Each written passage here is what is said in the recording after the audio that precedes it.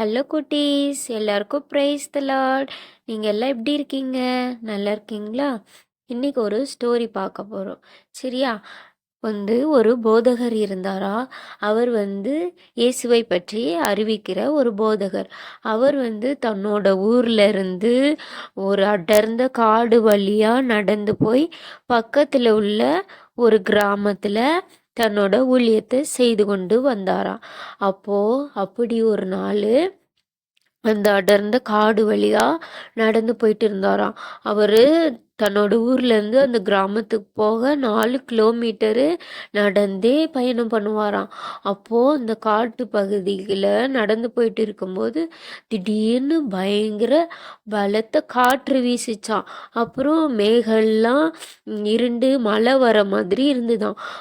இந்த போதகர் என்ன பண்ணுனாராம், உடனே அந்த காட்டு பகுதியிலே முழங்கால் படிட்டு, ஏசப்பா இந்த மழையை நிறுத்துங்க, நான் போயிட்டு அங்கே போய் கிராமத்தில் ஊழியம் செய்துட்டு வர வரைக்கும் மழை வரக்கூடாது, என்னோட வேதாகமும் நனைஞ்சு போகக்கூடாது, திருவிருந்து பாத்திரம் எல்லாம் நனைஞ்சு போகக்கூடாது, அதனால் நான் போயிட்டு வர வரைக்கும் என்னை கிருபையாக பாதுகாத்து கொள்ளுங்க அப்படின்னு சொல்லி ஜெபம் பண்ணினாராம்.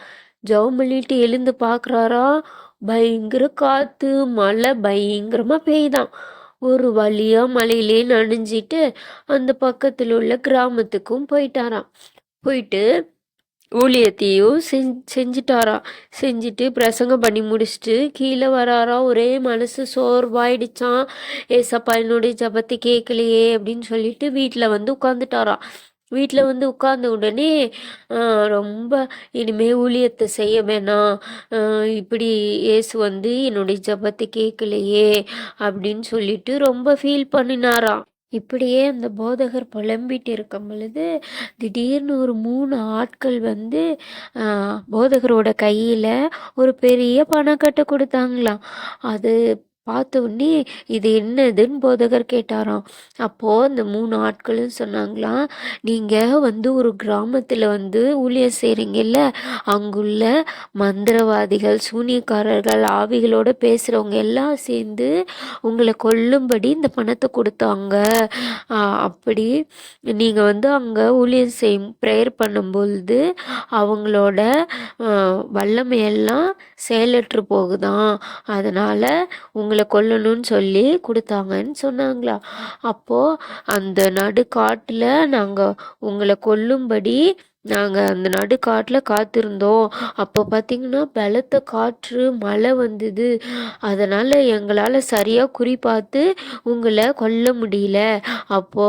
நினச்சோம் நீங்கள் கும்பிட்ற கடவுள் தான் உண்மையான கடவுள், அதனால் உங்கள் சாமியை நாங்கள் ஏற்றுக்கொள்ள வந்தோன்னு சொல்லி அந்த 3 ஆட்களும் சொன்னாங்களாம். உடனே அந்த போதகர் அழுது கொண்டே திரும்பவும் தன் ஊழியத்தை செய்ய கர்த்தரிடத்தில் ஒப்பு கொடுத்தாராம்.